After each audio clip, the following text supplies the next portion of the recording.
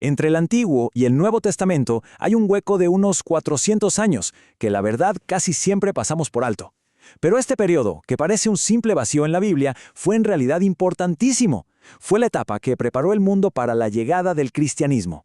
A veces se le llama el tiempo del silencio, más que nada porque no hubo profetas reconocidos ni se escribieron nuevos libros para las escrituras. Pero, a ver, ¿eso de verdad significa que no pasó nada? ¿Fue una época en la que, digamos, todo se detuvo? Esta línea de tiempo nos pone en contexto. Empezamos justo después de Malaquías, el último profeta del Antiguo Testamento. Y sí, proféticamente fue una época silenciosa, pero en todo lo demás, en lo histórico, lo cultural, lo religioso, fue un tiempo de cambios, impresionantes y totalmente decisivos. Muy bien, vamos a meternos de lleno en esto. Para entenderlo bien, haremos un recorrido por las 4 grandes influencias, los 4 imperios que fueron moldeando esta era y que, sin saberlo, estaban preparando el escenario para todo lo que leemos en el Nuevo Testamento. Empecemos por el principio, con el Imperio Persa. Bajo su dominio se pusieron los cimientos de 2 de las instituciones más importantes que nos encontramos después en los Evangelios. Una cosa clave que pasó fue la dispersión, o sea, el pueblo judío ya no vivía solo en su tierra, sino que estaba esparcido por todo el imperio.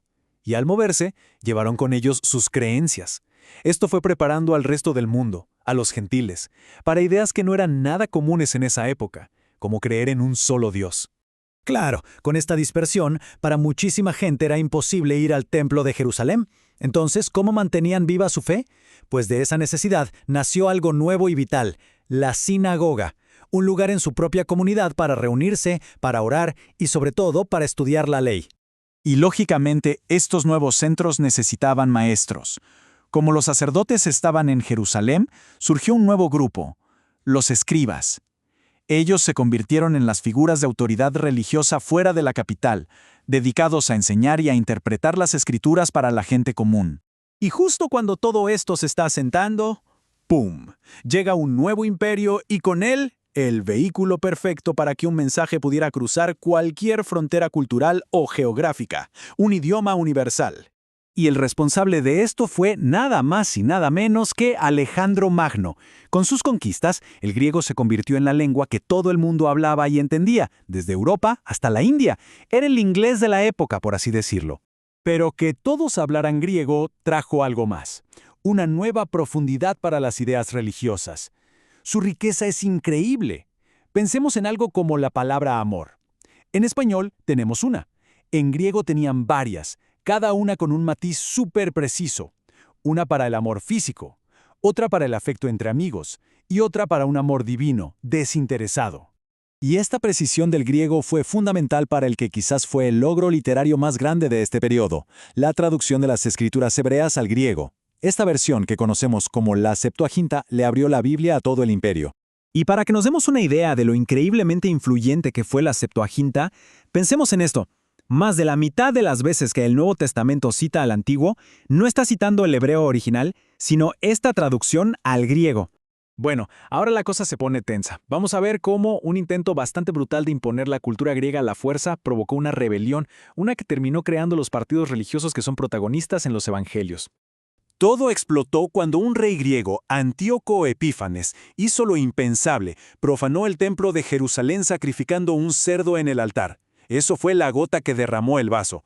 Un sacerdote y sus hijos iniciaron una revuelta que fue liderada por uno de ellos, Judas, a quien apodaron Macabeo, que significa el martillo. Y de todo este periodo de conflicto y de una breve independencia, surgieron 2 grupos opuestos que seguro nos suenan. Por un lado, los fariseos, que eran muy conservadores y apegados a la ley oral y escrita. Y por el otro, los saduceos, que eran la aristocracia sacerdotal, mucho más liberales y sobre todo interesados en la política. Pero, como suele pasar, las peleas internas debilitaron a Judea. Y claro, ¿quién aprovechó el río revuelto? La siguiente gran superpotencia que estaba esperando su turno: Roma. Ellos llegaron para poner las últimas piezas del escenario.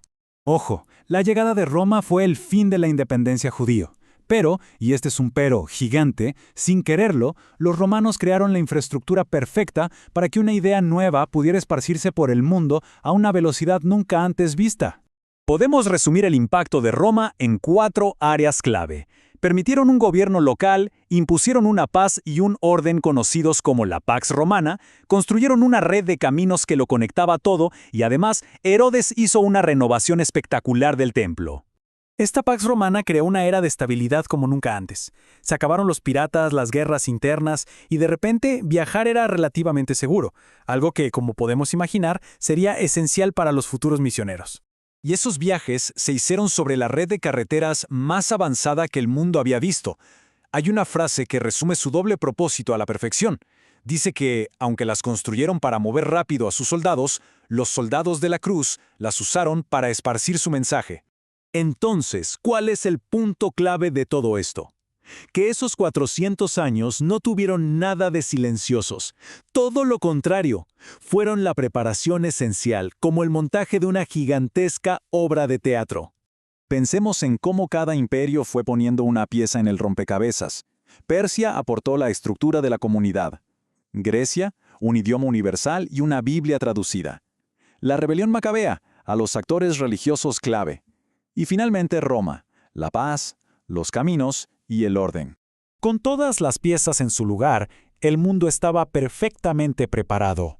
El escenario estaba listo, el idioma era universal, los caminos conectaban todo. La pregunta era inevitable.